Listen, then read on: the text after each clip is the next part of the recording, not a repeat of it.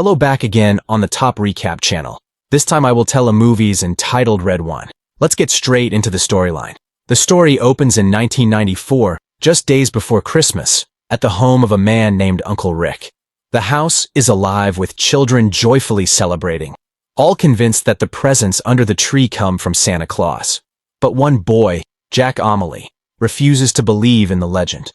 Eager to prove himself right, Jack leads his cousins to a storage room where he reveals stacks of gifts that Uncle Rick had hidden away, evidence that they weren't from Santa at all. The discovery shatters the children's excitement, and Uncle Rick, furious at Jack for ruining the magic, lashes out in anger. What are you telling your cousins? The cold, hard truth.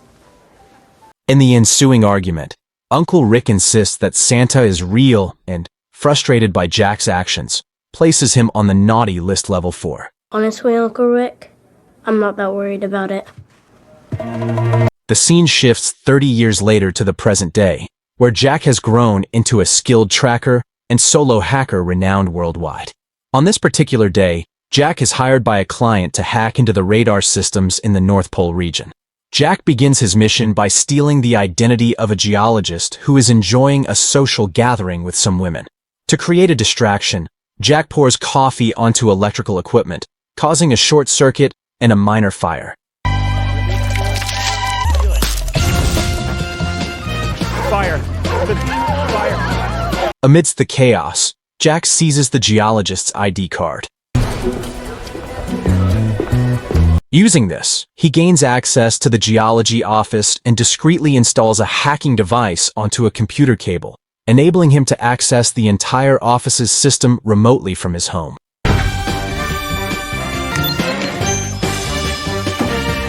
Meanwhile, at a shopping mall, Santa Claus, also known as Red One, is busy entertaining children as part of his annual duties. However, this Santa is no ordinary mall performer. Red One is under the watchful protection of a muscular bald bodyguard named Callum. During the event, a TikToker cuts the line to record a live video with Red One. As a result, Cal steps in to prevent the disruption, pointing out that the TikToker only has 200 followers and is causing unnecessary trouble. Yeah, I'm gonna go. Yep. Appointment with Santa. After finishing his duties at the mall, Red One is escorted out by Cal. It becomes evident that Red One is no ordinary Santa impersonator. He is picked up by a fleet of luxury cars and accompanied by secret agents.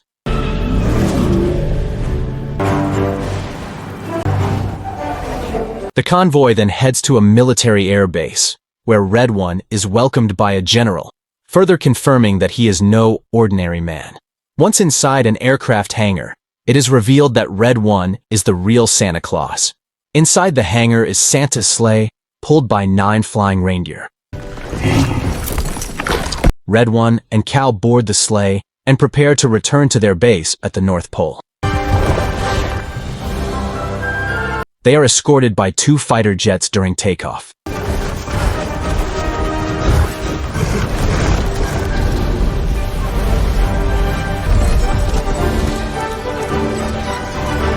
As they ascend into the clouds, Red One utters the word cavalry, and the sleigh accelerates to the speed of light.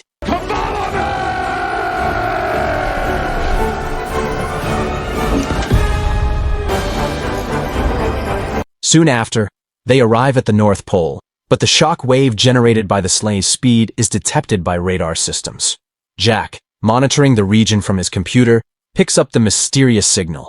Realizing its significance, Jack immediately contacts his client to report the discovery of the unusual activity. Not long after, Red One and Cal arrive at their base, hidden behind a magical dome designed to prevent humans or technology from detecting its existence.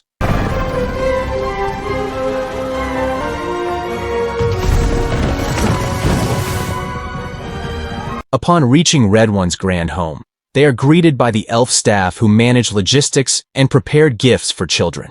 Among them is Garcia, a polar bear who oversees operations. It's also revealed that Cal serves as the head of the elf team. Red One heads to the gym to train, keeping his muscles in shape to avoid back pain while delivering gifts. Meanwhile, Cal chats with Mrs. Claus before she leaves. Cal then shares his decision to retire with Red One. expressing his disillusionment with Christmas. He explains that the holiday has increasingly become overshadowed by bad behavior from adults, and the number of people on the naughty list seems to grow every year. Despite this, Red One reassures Cal, reminding him that their work is for the children and that even adults retain a childlike innocence that never fully disappears, regardless of age. He emphasizes that at heart, children and adults are not so different. Let's have a cookie. The answer to everything. At the same time, a group of mysterious individuals, Jack's clients, arrive at the North Pole. Guided by coordinates sent by Jack, they locate the magical barrier protecting Red One's headquarters and use electromagnetic weapons to breach it successfully. Get to it, lads!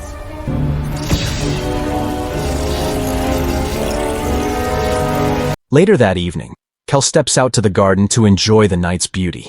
Noticing that the lights in Red One's tower are flickering strangely, Cal grows suspicious and orders his team to check on Red One. I need eyes on Red now! However, when they search, they find no trace of him. Study negative. Mistletoe hydroponics negative. Cal rushes to Red One's room and discovers that Red One is being kidnapped by the mysterious intruders. Without hesitation, Cal gives chase as the kidnappers escape on snowmobiles. Some in!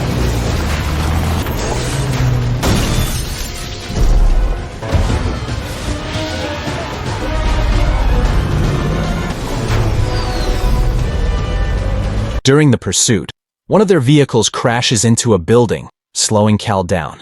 Using a magical device on his wrist, Cal transforms a toy snowmobile into a real one and continues the chase.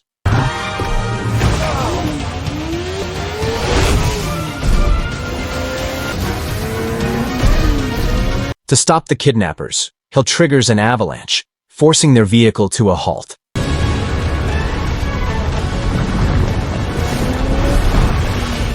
When Cal investigates, he finds the vehicle empty.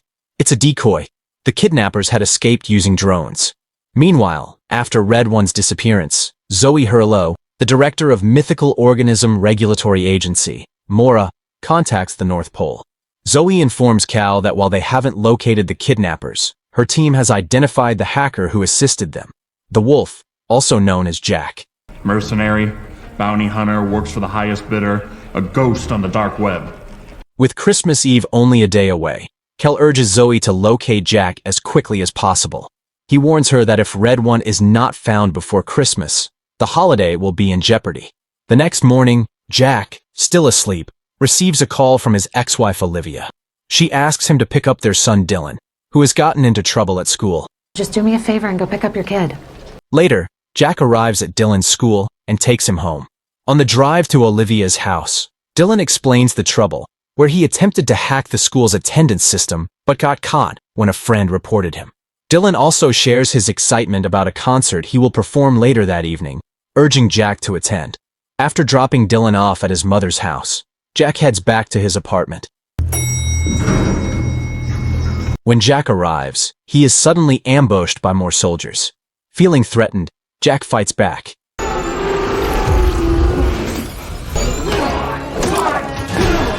The soldiers, however, use electric weapons capable of temporarily freezing their targets.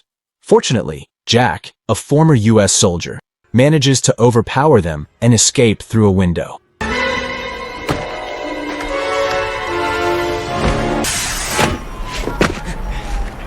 While fleeing into a nearby warehouse, Jack is unexpectedly stunned by Zoe, who had been lying in wait. Not long after, Jack wakes up to find himself tied to a chair. Zoe begins interrogating him about his hacking into the North Pole radar system. Okay, Jack explains that he was merely fulfilling a client's request to track a strange signal in the North Pole region. He insists he doesn't know who the client is, as anonymity is part of his procedure. Frustrated by his refusal to share further details, Zoe orders Jack to be transported to Mora's headquarters. Box him up.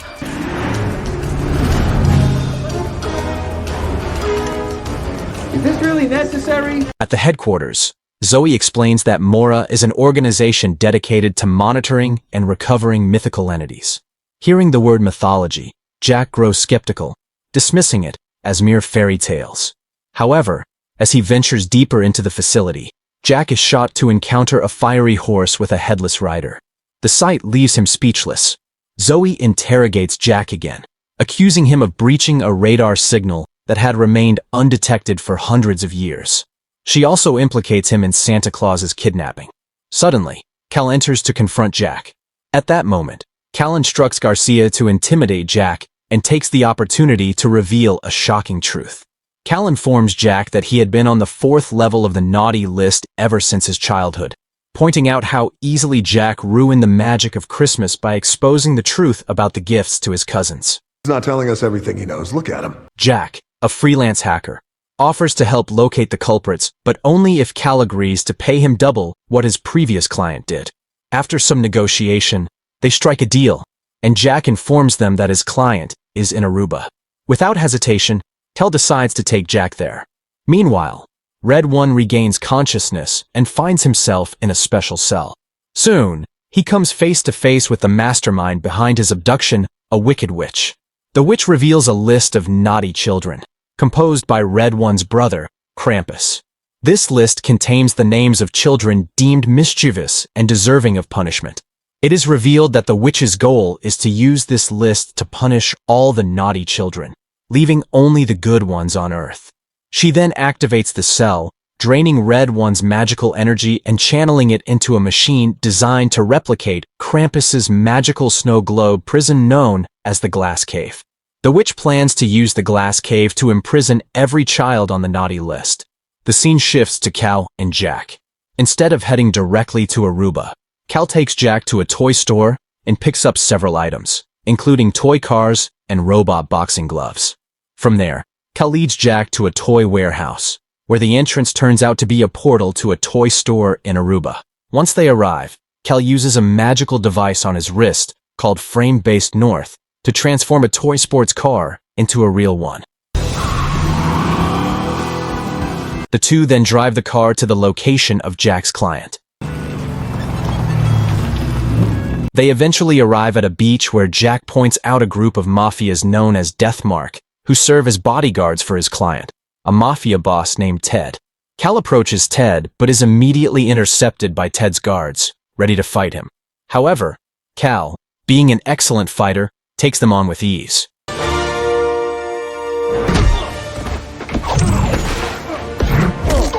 Using his magical robot belt, he can even shrink his body, giving him an advantage. After defeating Ted's guards, Cal confronts Ted, demanding to know Red One's whereabouts. Ted, however, claims he knows nothing, explaining that he isn't the main client. Instead, Ted was hired by another client who sought Jack's hacking services. Ted warns that this mysterious client is incredibly dangerous and possesses magical powers. He refuses to say the client's name aloud, fearing the client might hear it. Cal then instructs Ted to write the name in the sand. But Jack, in his carelessness, blurts it out, Gryla, the witch. Upon hearing her name, Gryla uses her powers to possess Ted. Through him, Gryla declares her intent to punish everyone on Santa's naughty list, from murderers to those guilty of lying, rudeness, or any unkind act. Her proclamation leaves it clear nearly everyone on Earth would fall under her judgment. Jaywalkers, anyone who's ever lied or littered, tomorrow they will all be punished. And he is going to hell. After Gryla exits Ted's body, an ice cream truck suddenly emerges from the sea and stops on the beach. From the truck step 3 snowman monsters sent to kill Ted for revealing Gryla's name. Snowman. Seeing this, Cal and Jack try to fight the creatures, but the snow monsters prove incredibly difficult to defeat.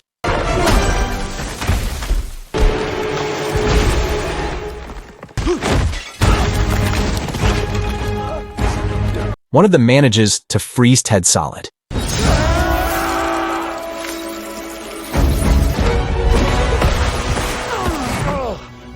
During the battle, Cal accidentally knocks off one monster's carrot nose, causing it to disintegrate instantly. At the same time, Jack takes down the second monster by detonating a gas canister. However, as the third monster chases Jack and prepares to attack, Cal rips its carrot nose just in time, destroying it as well. Just gotta rip off their carrots. Despite their victory, the group is left frustrated, unable to extract further information from the now frozen Tet. Cal suggests they visit Red One's estranged brother Krampus, who is now allied with Gryla. Working with the brother. We don't know that. Cal. T-minus 17 hours, Director. Without hesitation, Cal and Jack head to a portal leading to Krampus's lair. Meanwhile, Gryla is seen testing the glass cave on the first individual from the naughty list. She sends a snow globe as a gift, and the moment the man touches it, he is pulled inside. However, the globe does not return to Gryla's hand as intended, prompting her to adjust its design to ensure the globes return to her after use. Fix it! Now! On their end, Jack and Cal arrive in the Alpine region via a toy store portal. Before continuing, Jack receives a call from Olivia, who reprimands him for missing Dylan's concert. After the call ends, Jack and Cal resume their journey in a newly transformed car. During the drive, Jack opens up about his son, admitting he hasn't always been the best father to Dylan. Eventually, they reach a cemetery containing a portal to Krampus's lair. Entering the portal, they find themselves face to face with a hellhound guarding the entrance. Hellhounds. Hellhounds? To distract the hellhound, Cal cleverly uses a toy chicken. Once the creature is lured away, Jack, in his usual reckless manner, picks up a golden offering meant for Krampus. This foolish move alerts Krampus's minions, and both Jack and Cal are captured and brought into Krampus's base, where a traditional poncho slap competition is taking place. During the commotion, Krampus's minions present him with Cal's magical frame-based North device as a Christmas gift. Cal tries to explain the situation, telling Krampus that Red One has been kidnapped and that they desperately need his help. However, Krampus dismisses their plea, showing no interest in assisting and instead planning to imprison Cal. You learn to love it then. To buy some time, Jack slyly challenges Krampus to a poncho slap match against Cal. If Cal wins, he and Jack will be allowed to leave. If he wins, we walk. Krampus agrees, and the slap battle begins. Without his frame-based North, Cal struggles to match Krampus's strength. My turn! At one point, Cal is slapped so hard by Krampus that he is sent flying. Oh my god. I love this game! However, as Cal prepares for his next slap, Jack stealthily retrieves the frame-based North and attaches it to Cal's wrist. With its power, Cal delivers an extraordinarily strong slap to Krampus, stunning him. Taking advantage of the chaos, Cal uses a boxing robot toy to distract Krampus's followers while he and Jack escape through a portal, accompanied by their trusty toy chicken. As they exit Krampus's realm, Jack absent-mindedly wonders aloud about Gryla's next move, unwittingly allowing Gryla to hear their conversation. Jack and Cal continue their journey, but are interrupted when they encounter a piano in the middle of the road. They also find a gift addressed to Jack. Upon opening it, they discover a magical snow globe. At the same moment, Jack receives a video call from Dylan, who angrily asks why Jack sent him a strange gift. Confused, Jack insists he didn't send anything. Dylan shows Jack the gift, revealing it to be another snow globe from Gryla. Suddenly, Dylan is sucked into the globe, which is actually one of the glass caves. Desperate to save his son, Jack bravely grabs the magical snow globe, transporting himself into the glass cave where Dylan is being held. Dad! What is going on? Where are we? Inside, Jack confronts Gryla, who explains her plan to mass-produce glass caves to imprison everyone who has ever been on the naughty list. Join my collection, and the world will be in the hands of the righteous. Meanwhile, Cal contacts Zoe to report Gryla's actions. Both are puzzled as to how Gryla is managing to produce so many glass caves, since the only machine capable of doing so is located in Red One's old base in the North Pole's underground facility. This realization leads Cal to suspect that Gryla never left the North Pole after kidnapping Red One. The drones and snowmobile escape were merely diversions. Cal then reaches out to Mrs. Claus, who is busy baking Red One's favorite macaroni casserole. However, Cal grows suspicious, knowing that Red One actually dislikes macaroni. His hunch proves correct. The North Pole headquarters has been infiltrated by Gryla's shape-shifting minions, including one impersonating Mrs. Claus. Cal and Zoe rush to the North Pole headquarters. There, Cal confronts his seemingly normal staff, but his suspicions are confirmed when he strikes one of them, revealing it to be one of Gryla's minions in disguise. It says he should be right here. Meanwhile, inside the glass cave, Jack has an emotional conversation with Dylan. He apologizes for being a neglectful father and expresses his deep regret. Touched by his father's sincerity, Dylan forgives him. At that moment, the magical snow globe begins to crack and shatter, freeing both Jack and Dylan from the glass cave and returning them to the real world. Realizing what had happened, Jack deduces that genuine goodwill and heartfelt intentions can break the glass cave's magical prison. This discovery gives them newfound hope in their mission to stop Gryla. Ow. You could make any toy in the world real right now, what would it be? Wonder Woman. Tim. You alright? Shortly after, Cal and Zoe reunite with Jack and Dylan.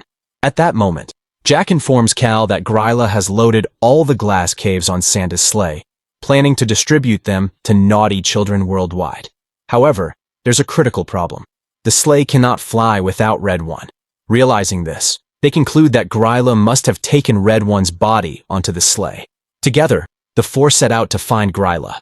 On the way, Dylan discovers a hidden door, which leads to a room where Garcia, Mrs. Claus, and the elf staff are being held captive by Gryla. Meanwhile, Gryla begins to leave the North Pole. Before the reindeer can fully take off, Cal and Jack manage to board the sleigh.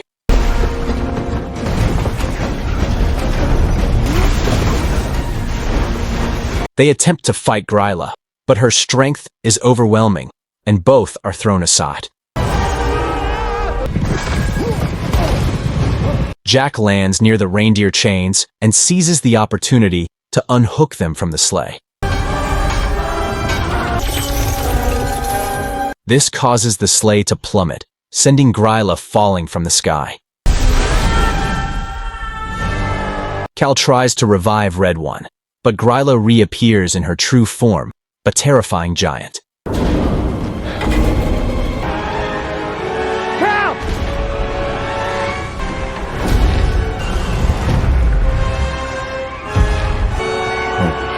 As she prepares to attack, Krampus arrives in his sleigh, hurling fire at Gryla.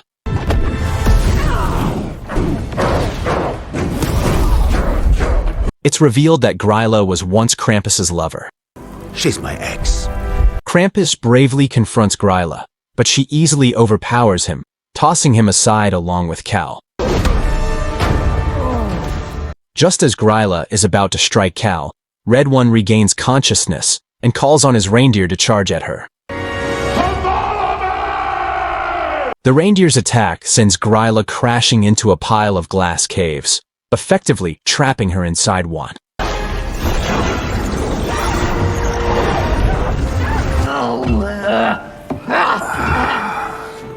With Gryla defeated, Red One warmly thanks Krampus for his help. Thank you, brother. Merry Christmas, brother. After Krampus departs, the staff hurriedly prepares Santa for his Christmas Eve duties. Before setting out, Red One and Cal invite Jack and Dylan to join them on their journey around the world.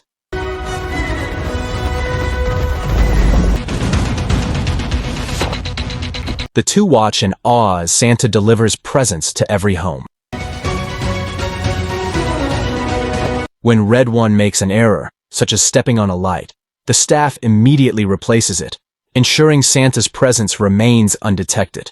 This explains why Santa has never been caught entering homes by humans.